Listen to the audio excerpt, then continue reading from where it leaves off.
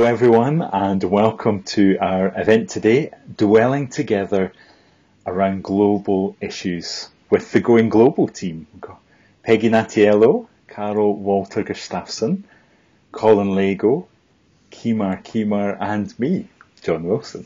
I'm part of the team. So a warm welcome everyone.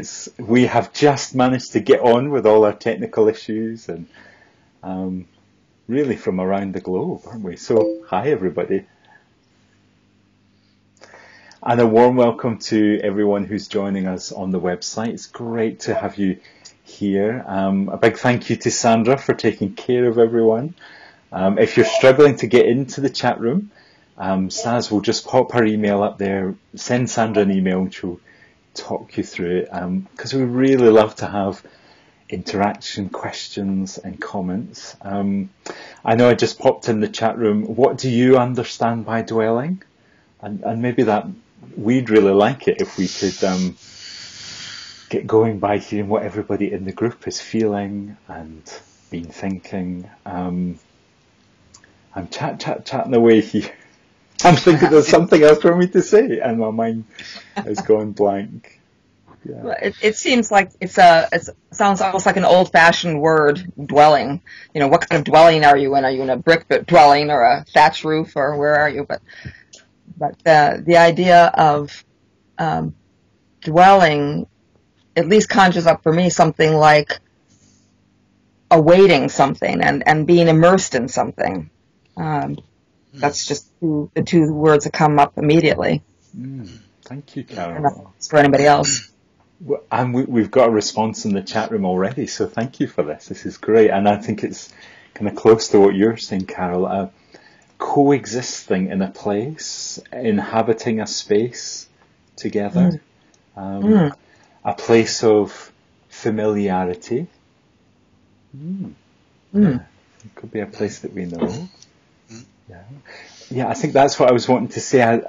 With the five of us on here, I'm the only one who can see the chat because of the technical issues we've had. So just to let the group know that, and so I guess I get to choose what I share. But yeah. That's extra. So you're both a participant, you're the technological wizard, and also you're trying to read the chat room. So you've got a triple effort there, and I want to thank you in advance. Well, thank you, Carol. And I've got Sandra helping me out too, though. So. And Sandra, hello, Sandra. Thank you, though, Carol. Yeah. Oh, and feels like home. So, Do you know what just that phrase has just reminded me of something my brother. Well, I can remember him saying this to me when we were having a drink in our 20s, and he said something about the sign of being with a good friend is that you can be in silence. And somehow, I don't know, it was just that reference to being at home. There was something very important about the implied quality of the relationships going on that somehow it evokes the connotations in me, anyway, about dwelling.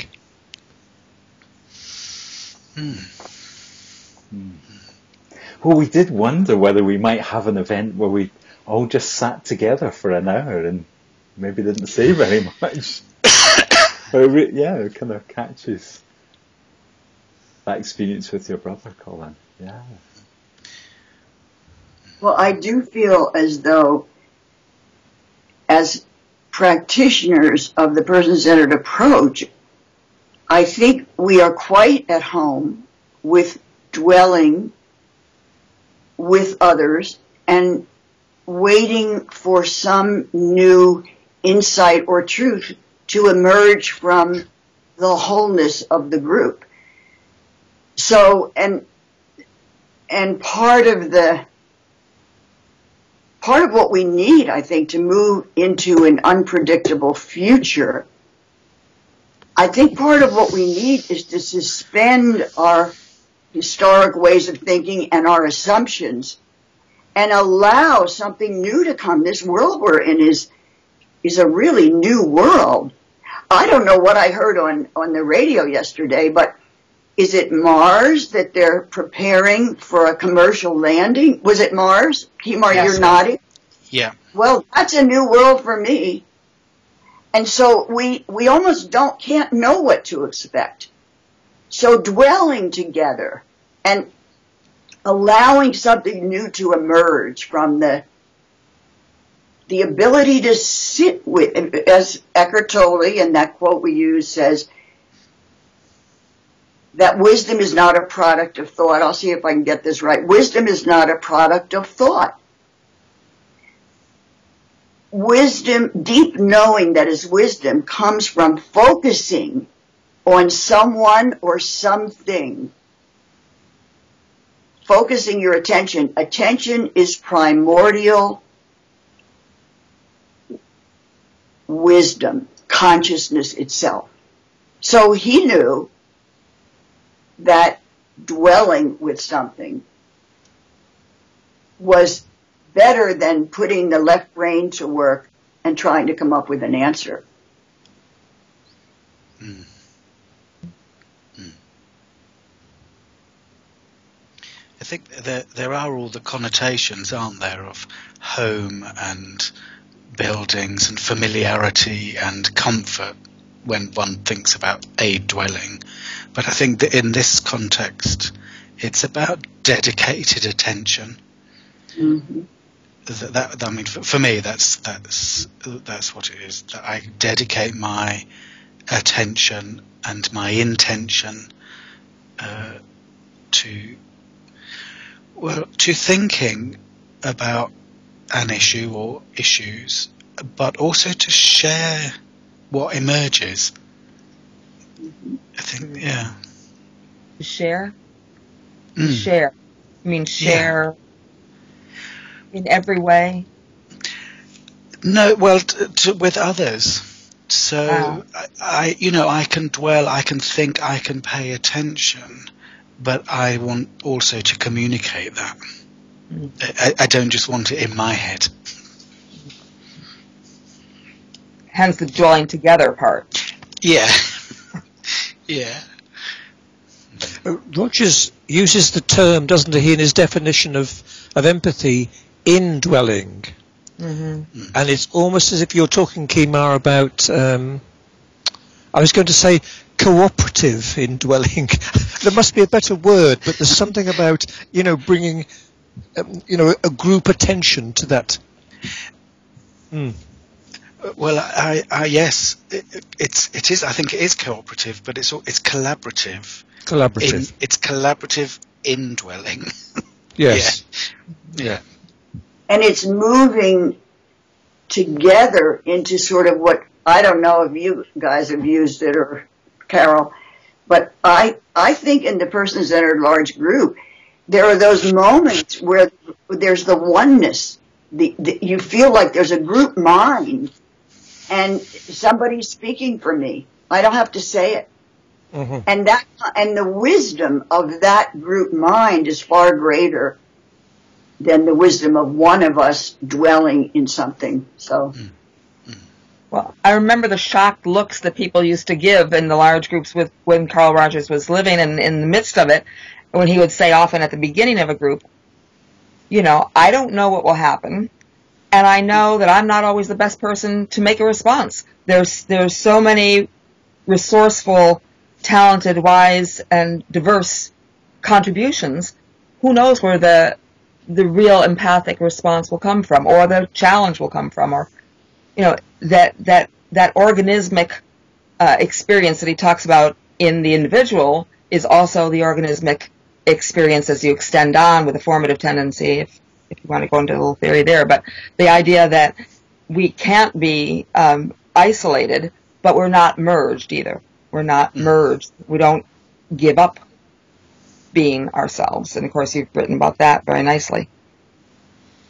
And it's the opposite of telling. I was thinking just the rhyme, I don't know, silliness came about dwelling and telling. And telling often just crowds out dwelling. So I was thinking, well, we're not used to our dwellingness because someone's telling us either to talk or to shut up or to not be this way or to be that way. And the absence of that is like, well, there must be nothing there after that. If someone is not telling, there's nothing here. And that's obviously the first moments in a group when you say, is anything going to happen? And people who have some experience say, chances are very good that something's going to happen. It'll be beyond me and unknown, and that's the excitement. That's the real excitement, especially if you attach that to the global perspective that we're bringing. I think that's just it's just a unique. I don't think you can get that most any other place. I can't think of someplace offhand where you get that dedication to the presence without the judgment and just the holding capacity. Maybe other groups hold a lot, but there's something very unique about the blend that comes in person-centered groups and large groups, like we hope Going Global will be. Very excited about that. Yeah, thank you, Carol. That's really helpful. I love really caught by dwelling and telling, and I kind of want to check in with the group that's with us. Is this resonating with your experience? I guess with our experience of being in that place where often we're being told instead of dwelling, and as a kind of check in with the group, there's some more comments that I didn't get a chance to catch about being in being in a peaceful place, being together.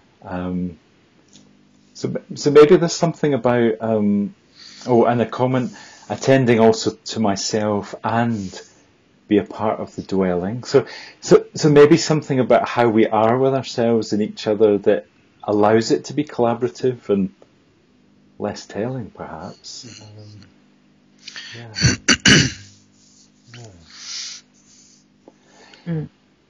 Oh, could Carol say a bit more about merging? That term makes me feel uncomfortable.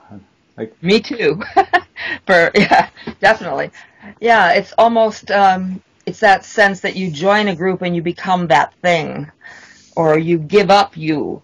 It's that idea. I give up you to be part of this group. I give up myself to be part of this group. That you somehow disappear. And I remember one gathering. I won't name where it was, but it wasn't. It was in the humanistic field, and there was a moment sort of at the end, and the person on the stage said, "This has been the most wonderful experience of our whole lives. Our whole lives. There must have been 200 people there, and now let's all join arms because we're so feeling so close to each other." And people in my area looked like, "What's she talking about? What's he saying? What did he just say?" So that idea that we're all going to be this now. That's merging in a way that doesn't ring true. Doesn't ring true to the authenticity of each unique person that makes up that whole. It's like giving up too much. It's not even accurate, because if you subtract yourself, there's not an us.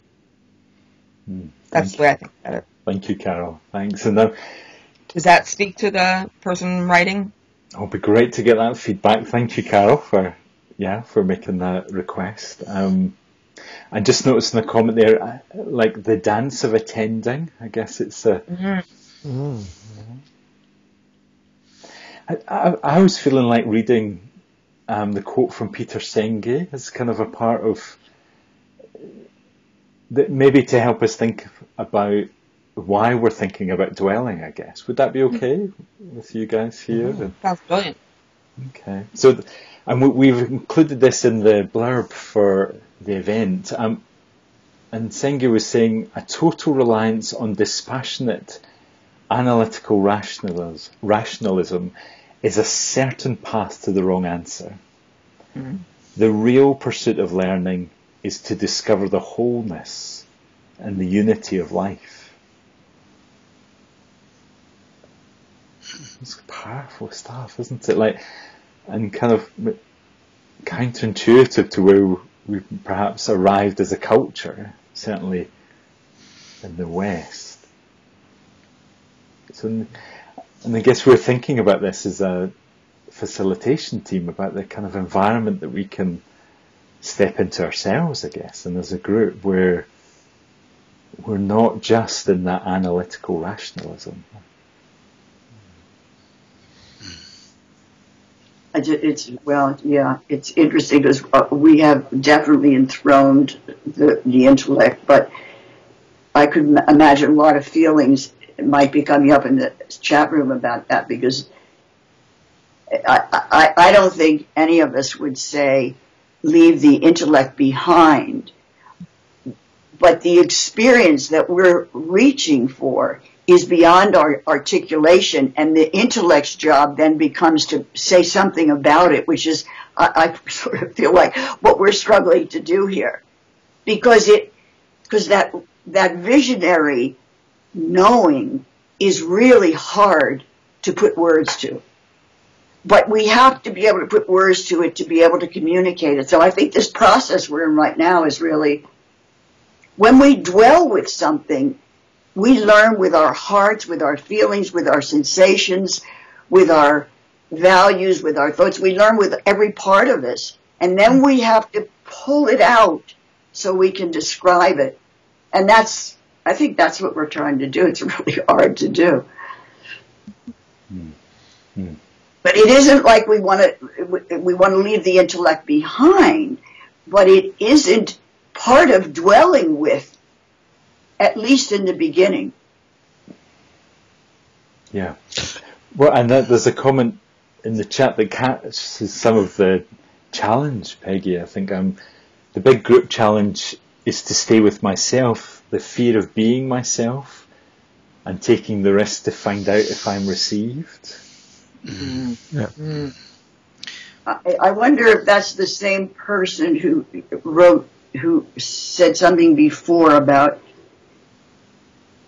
who might have asked the question about merging, because I believe that in order to find that unity of experience, I've said this before, possibly on one of these Skypes, the wholeness is enhanced by the contribution of each individual person. And when that doesn't happen, think back to your group experiences, and 8 people have not been able to find their voice yet, it doesn't feel whole. It's when each person is able to articulate something about their uniqueness so it's an oxymoron or something. The more whole it is, the more each person has established their uniqueness. I don't know how to explain that, but I really believe that's true. And John, I'm just trying to catch what I think that person was saying, and of course, how am I to know? But thinking about, I suppose, part of the hopes for the quality of a large group is we have as a group a capacity to be accepting of all the parts. And of course, often people's experience in life, maybe there are parts of them that have not been accepted, or they have not been accepted. So to dare to express something which will be a quite natural unfolding of the larger group process in the way we're talking about it, nevertheless is scary. Will people go silent, and will they judge me even if they don't say so? Or will I evoke strong negative responses? So I'm trying to catch the personal anxiety of the speaker, as well as wanting to embrace the kind of values we would hope to bring, that actually wants to invite all voices in, however apparently idiosyncratic or going against the flow of what's going on, because it is in the wholeness of that is the richness. I was just trying to catch the personal experience of the anxiety. Yeah. Thank you, Colin, for that. Thank you. Really appreciate that. Oh, Keemar, are you having a thought? That it's an exquisite torture, isn't it? Trying to be ourselves. Oh. Yes.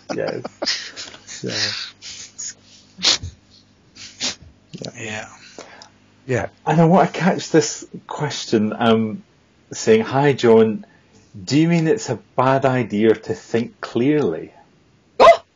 I knew. Yes. What's your response, Peggy? I can see you. Yeah.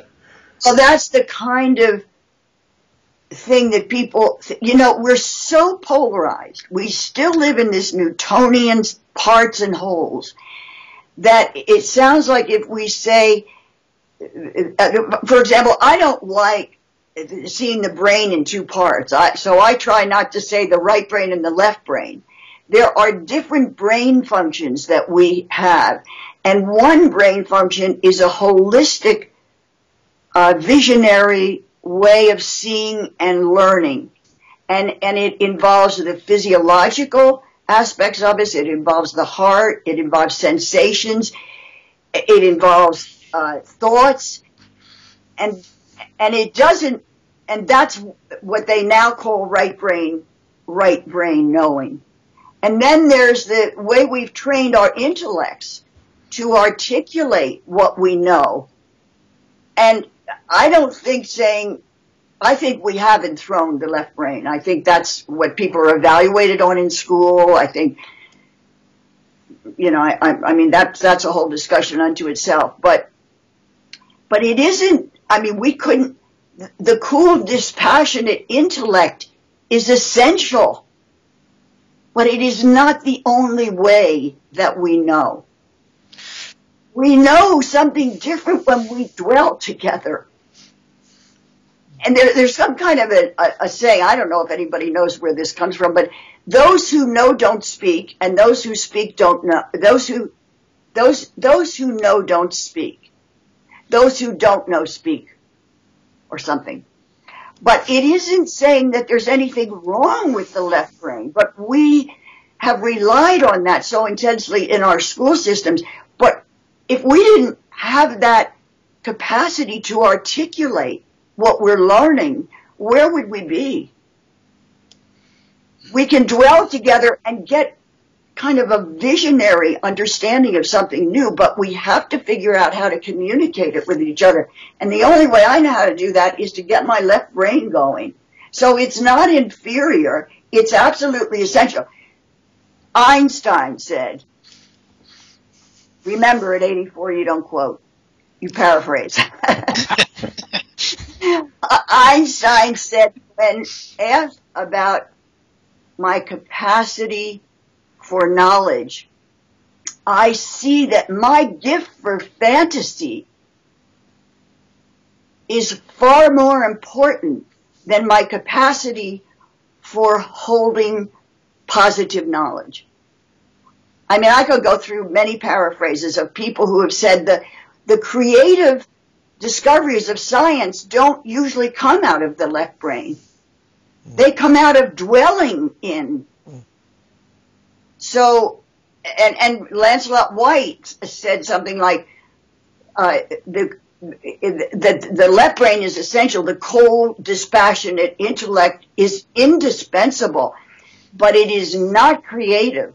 The whole brain is creative. That's where the new stuff comes from. So I'm throwing that in.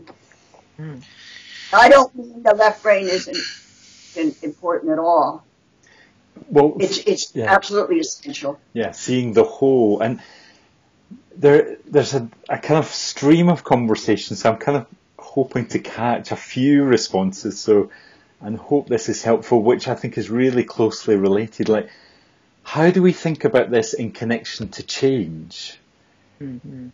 And I think, so when I think about that question, that's when I can get scared. Am I not doing enough? Am I not doing anything? Or, is it possible for us to maybe engage our left brain? How do we see this dwelling? And as you say, Peggy, in that creative state, impacting. All right, Keemar, what are you thinking? Well, I just think change is inevitable. Okay. Another thing. Yeah. No, go, Carol. Go. It's fine. Go. Drink my coffee. You go. Yeah. I think change is inevitable, and of course, we're obsessed, aren't we, with monitoring and measuring outcomes and change and all that kind of stuff. But even in its kind of minute moments, if we pay attention and we to issues, we are changed, and that's inevitable.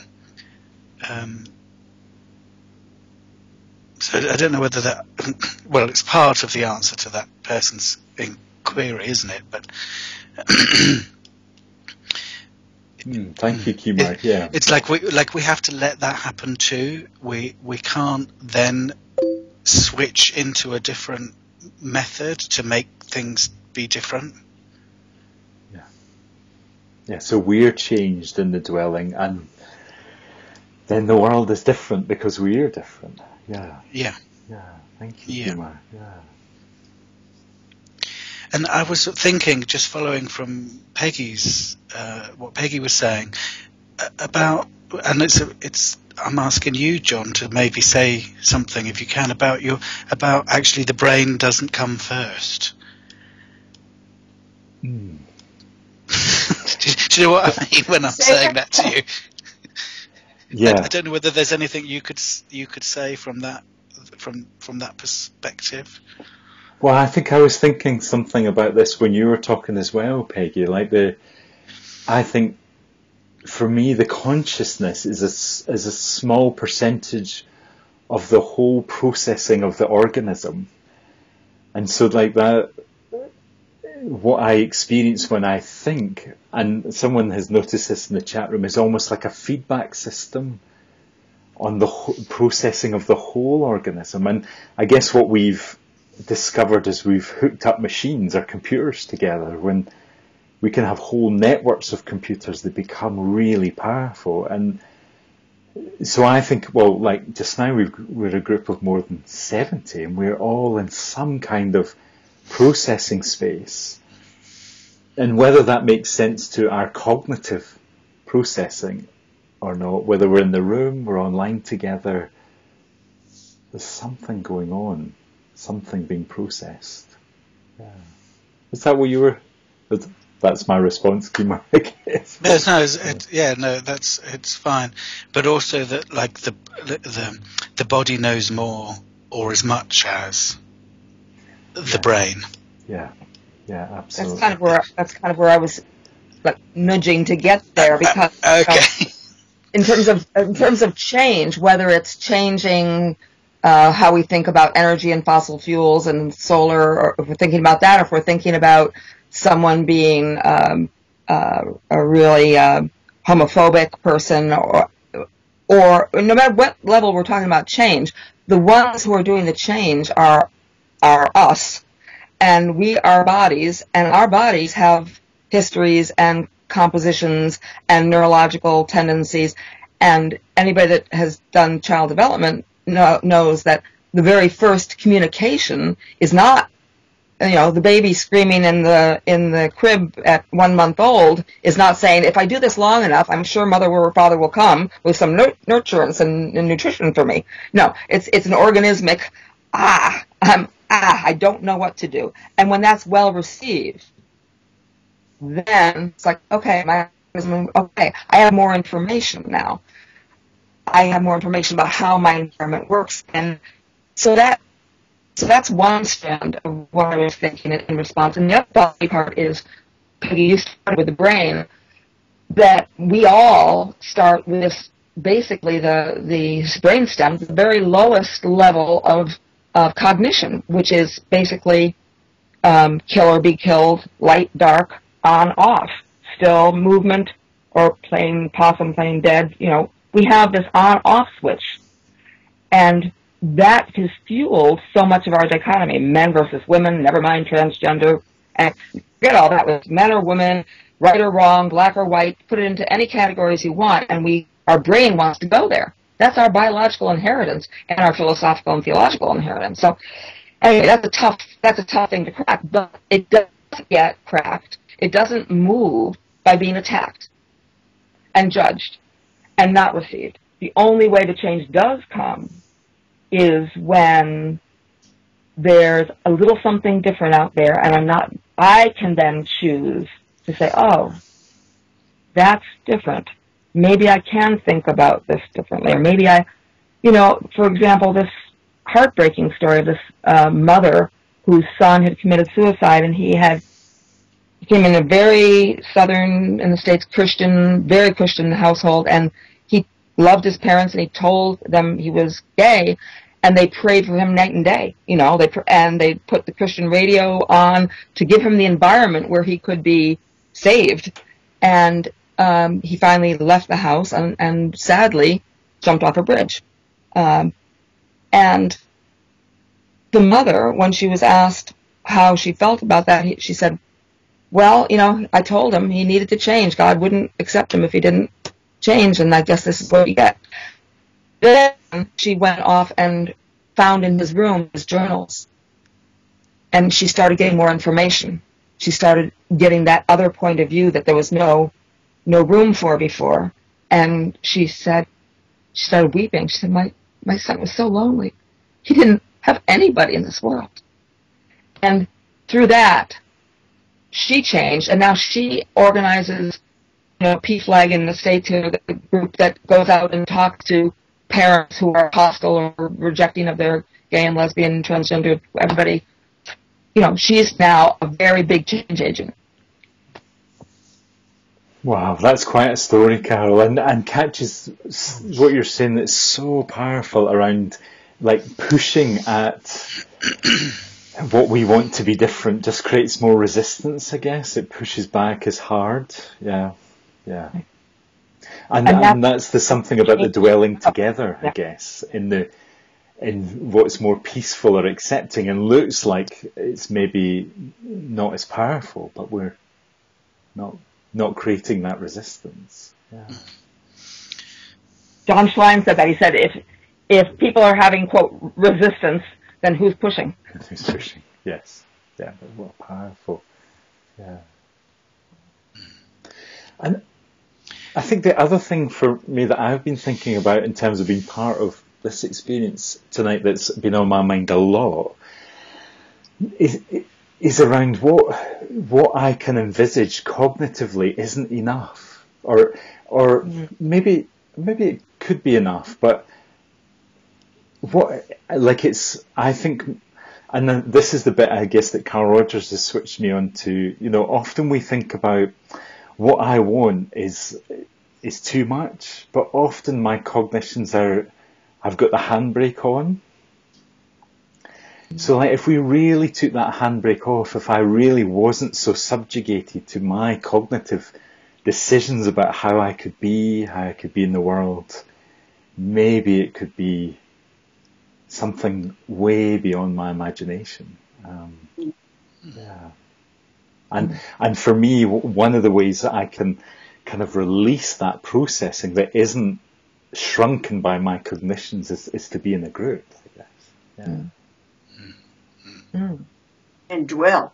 Yeah. Because the cognitions that give us a really good sense of what our limitations should be to be appropriate, in a future that's unimaginable, the only way to move forward creatively is to be in a place where you can begin to imagine something new.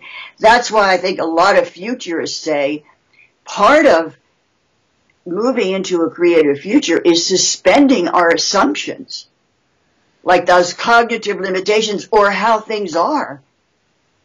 And we have to be able to get rid of that way of thinking and just try to be.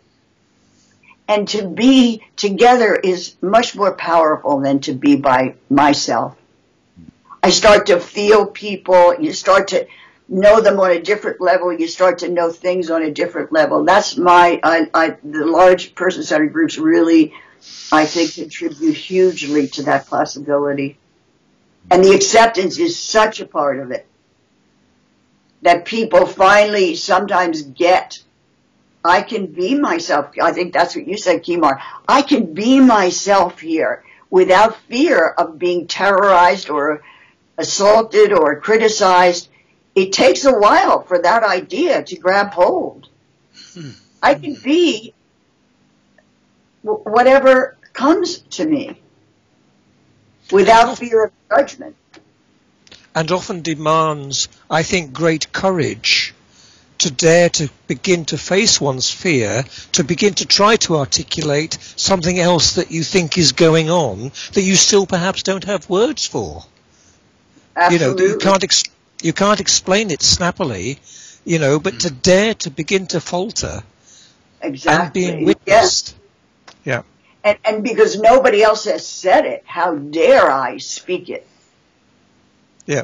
I have no documentation. That's the enthronement, I think, of the left brain. That's really an important point, yeah.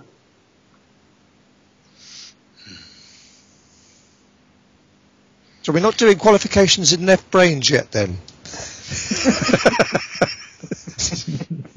This will be an advanced diploma. I can feel it coming now. Yeah. Leave your left brain in the hallway. No, that's not really what we're saying. No, you don't have. But it's fascinating to me how we swing away and into that rationalism and then away from that. But our struggle now, I guess, as a species, is to dwell together with all of us. I think, and the courage that takes, as you're saying, Colin, to venture the unsayable, And this is very practical for me, and what's been thought about. We're not going to get to Mars, or we're not going to create an electric society based on our assumptions. That those revolutions are going to take leaps forward, not incremental change. And so there is a real. It's in the technology. It's in how we distribute our resources. Sorry, that's me on the roll, Keemar. I could hear you breathing. Yeah. You're allowed to roll as well as dwell, John. Oh, thank you, Peggy. I was just thinking, it's the left brain is welcome, the right brain is welcome. All brains are welcome, but there's something about how we engage a kind of multimodal dwelling. Both parts of my brain are engaged simultaneously, and then what is happening? And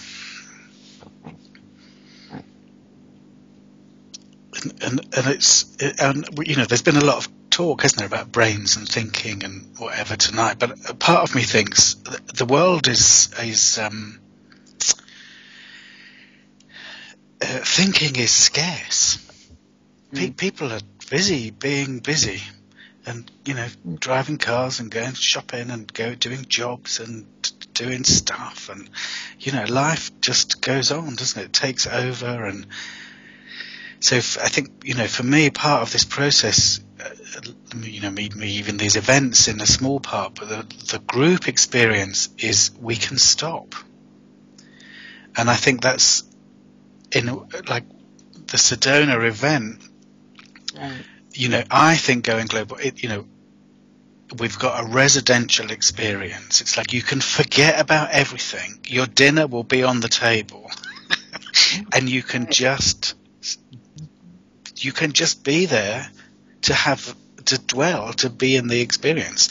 You don't have to, answer the phone or pay the bills or drive to the store or whatever. It's, I think that environment is going to be great for the experience that we want. That's a great point, Keemar, because I think it's like being in a different world it is really geologically, it is a different world from where all of us live. So that really helps you to go to go further out in your knowing, in your understanding. So I'm just noticing this comment in the chat about as humans, this is a part of our being to think. It's how we know ourselves. And maybe what we don't know so much is that other creatures think. They dream for sure. I'm just thinking about Charlie. Anybody knows me, they know Charlie. She's barking away in her sleep. She's having some kind of processing, and just thinking about how the organism as a whole processes. Our whole biosphere here on this planet that isn't just made up of humans processing the environment. Powerful resource that maybe we're really yet to engage with. Or maybe in our industrialized areas of the planet we've moved away from, I guess, because it's important. Maybe not all societies have moved so far from that kind of processing, I guess.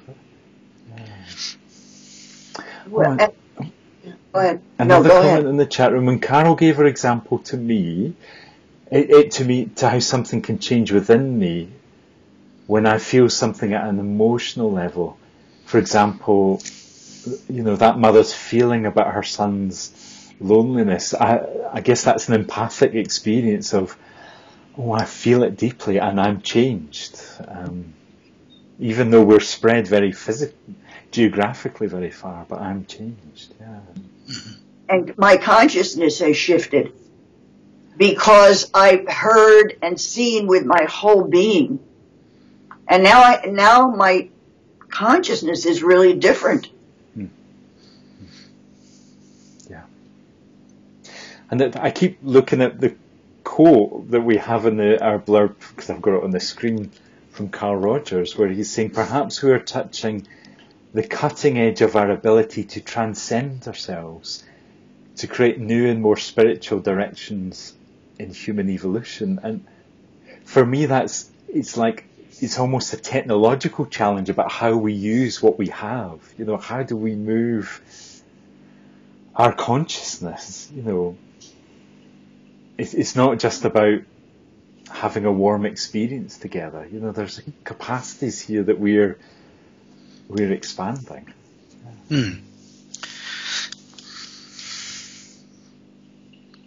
And John, you were talking about, I don't know if this is what you were saying, so I'm going to check it out with you, but I thought you were talking about the environment. The environment is a living organism with which everything is interacting all the time.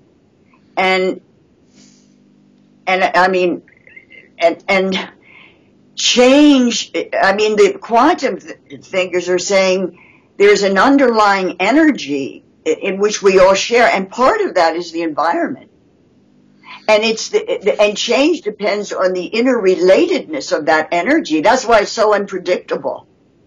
So, yeah, I just want to underline the environment again. I think John Wood, I remember, wrote a whole big chapter on the environment. The environment is part of, that's the field. The quantum people call that the field.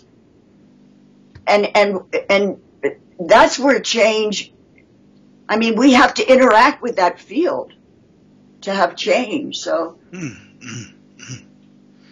the environment of this retreat center is fascinating to me, and it will make a difference, I think, in letting go of our assumptions and our preconceived ideas and our habitual ways of thinking. Because it really is in the desert.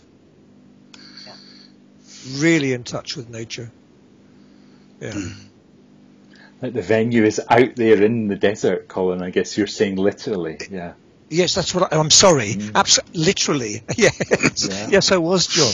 Yes. It is, but absolutely directly in touch with the greater living organism of the world, or the earth. Right. Not street lighting and cars rushing past and et cetera, It is actually in the desert, in the red rock. Yeah.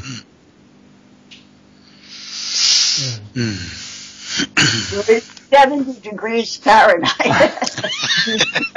And because we are about getting enough people, aren't we? We do still need some more people to come and be part of the experience with us. So that because we need to pay a deposit, I guess, in April. So if anybody is here with us... For April, because we did agree that we would decide whether we had enough people to finance this thing by the end of March, didn't we, John? 31st That's an March. important, I forget the date, but that's an important... Yeah. Tuesday the 31st is the deadline for us to make, for people to sign up.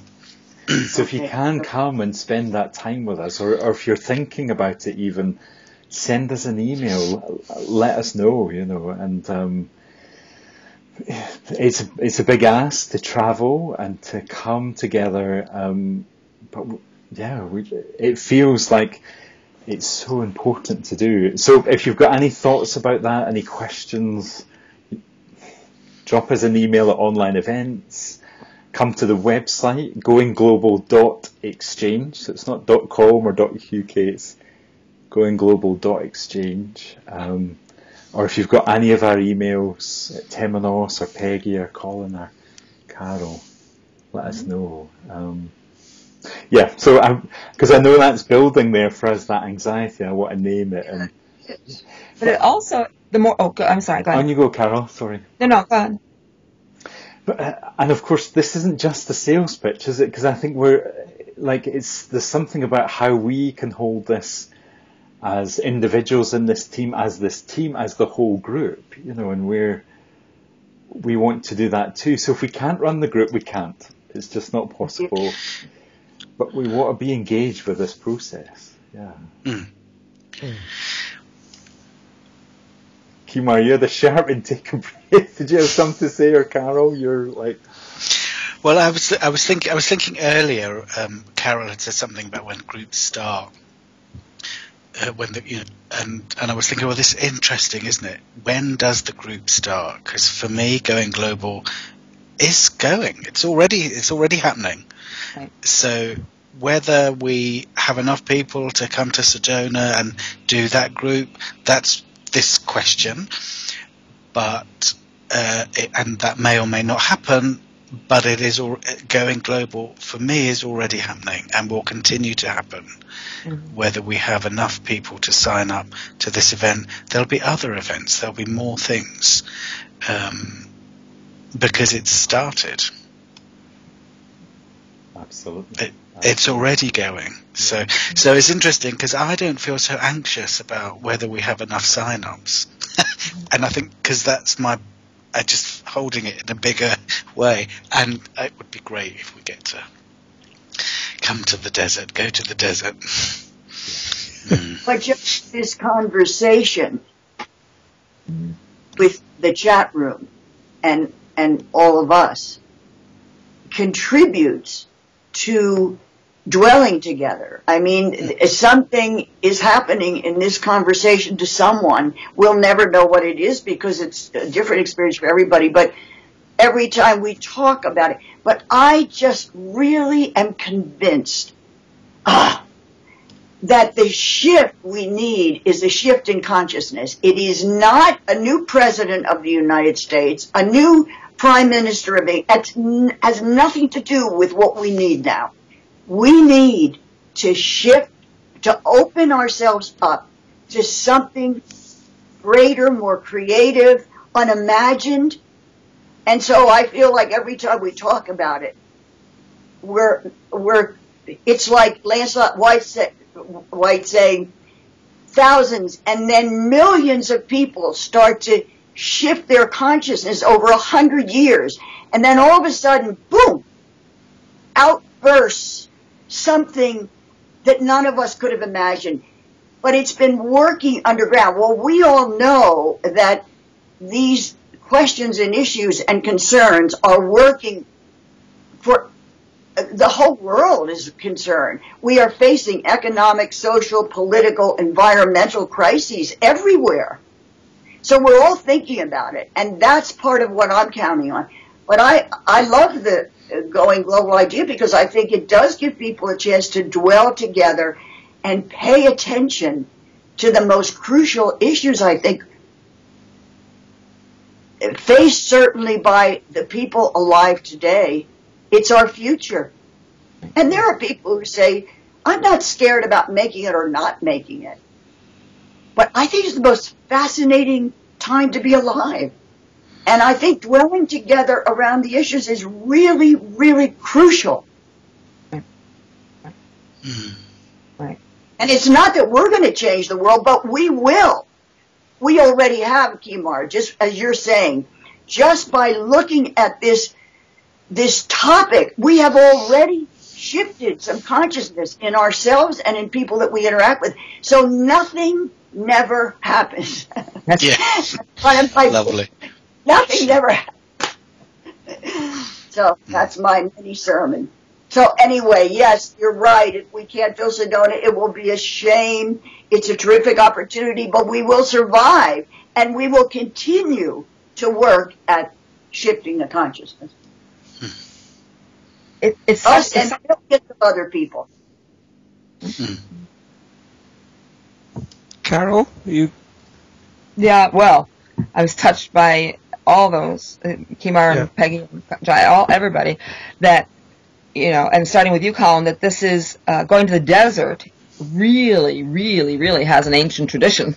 I mean, talking about going to the desert to pray, going to the desert to deliberate, going on retreat, going on the Tibetans, the forest people in Thailand, the monks. I mean, the idea of having a time apart where you can reflect in and of itself is a shift.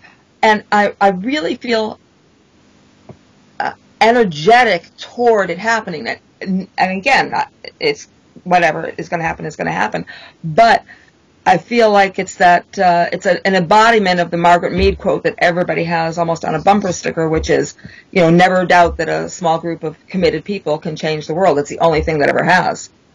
And this kind of intention, starting with what you said early, John, this intention, and it's not magic. I mean, there's a lot of work, I was going to use an expletive there. There's a lot of mucky work to do to make anything actually change. You make, like, I remember when I was writing my dissertation, I thought, oh, it's done. And then I realized I had 2 more chapters to write. But inside me, it was already finished, But there's work to do after that, So I feel like our coming together is another step we don't even know how much strength we'll gain from it, or what will come from it.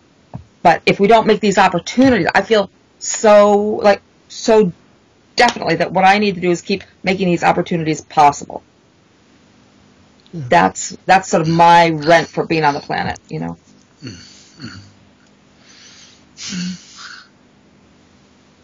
That's a profound commitment. Yeah. Well, that's one I know that we share, which is why we've been doing 3 time zones and, technological gymnastics, thanks to John and Saz. Why else? I mean, we're crazy to do this. We've been doing it for a year already and more than that. So, we're all in. We just want some playmates. And that's the invitation and here, like playing together here, thinking and feeling and, trying to be whole in ourselves and as a group. Yeah. At Going Global in Vermont, you talk about never knowing. Who would have thought that about a second day in, there was a whole group of us, doing tumbling down the hill and doing body stuff about trust and change and pushing. And, it evolved in ways that probably some people didn't think was going to happen like that. Whole organisms. Mm-hmm. How's the chat room doing, John? Well, just so much going on in there. Something about taking a pause in life. So just noticing that, being able to step out. And I know that's not possible for all of us all the time, but I kind of discussion around, the friction about that there are real strong elements, I guess, in society and culture globally who want things to stay the same, who are really invested in that, and of course, there's the resistance against that, and so lots of different things, and a feeling of being inspired by what's being said now. So wow, and we're at the top of the hour, aren't we? We're at it's 8 o'clock here in the UK. I guess it's 3 o'clock in Boston, Carol, and 1 p.m. for you, Peggy. Arizona. And this is, we're here today at online events. We've got a whole day in May. Sandra will pop the date in, I guess, that we're going to entitle psychotherapy and global transformation. We're going to do a whole day of interviews just really concentrated on, what. So maybe there's more that we can do as a team. There's definitely other practitioners. I'm excited. Peggy, you're off to do a group, I guess, right now, aren't you? You've got a group assembling and John, can I just tuck in on that, just write in on that? That was what I meant to say before. The diversity of this group matters. The diversity. I would hope it isn't all person-centered people. You may have friends who are caring passionately about some other part of this. They don't have to be a believer. They don't have to. I mean, it really is important. The more diverse our group, our organism is, the more will be accurate representation of the world. Other people's languages, we'll deal with it. We speak in your own language, and then we'll get translation. We really need diversity in this group to be accurate. That's all. And so spread the word beyond who you think might be the candidate for coming.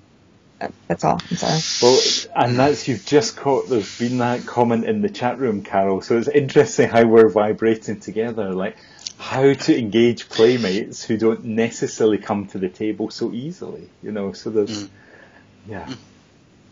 Well, my experience around this topic has been that people are just interested in the topic. Honestly, I have a lot of people who have said, I definitely want to do that. It's not about person-centeredness. We're using the values of the person-centered approach to convene this group. But I think people, I said it before, I think everybody in the world is if there's any awakeness. I mean, we have to be looking at the changes in the world. We don't know where to go from here. And we are facing stuff that, honest to God, I mean, oh my God. And listen, we have to learn with our feelings too. I mean, I read about a young Jordanian pilot being burned to death. And it makes me sick, and it makes me impassioned, and it makes me want to say to people, come on. And this is why the unity of experience is the lesson we need to learn.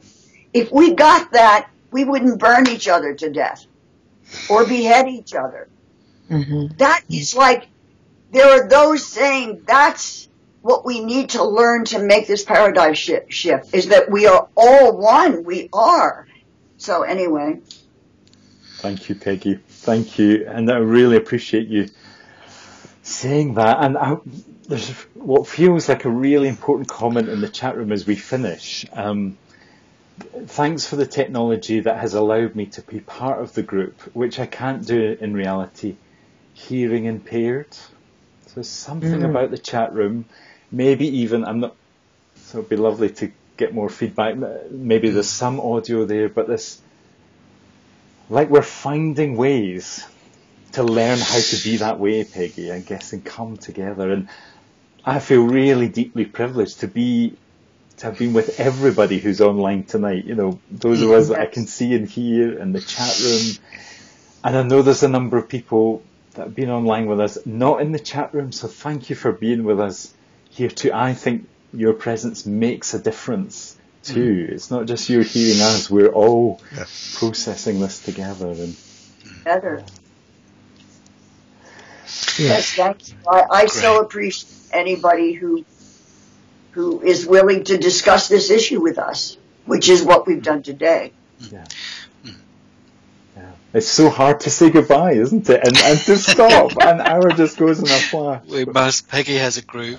Peggy has a group. So thank you, everyone, for your attention and paying attention in this way. It's just been really fabulous. Thank you, Sandra, for looking after us. And yes, Sandra. Thank you, John. Yeah. Thank you, John. Yeah. Triple duty.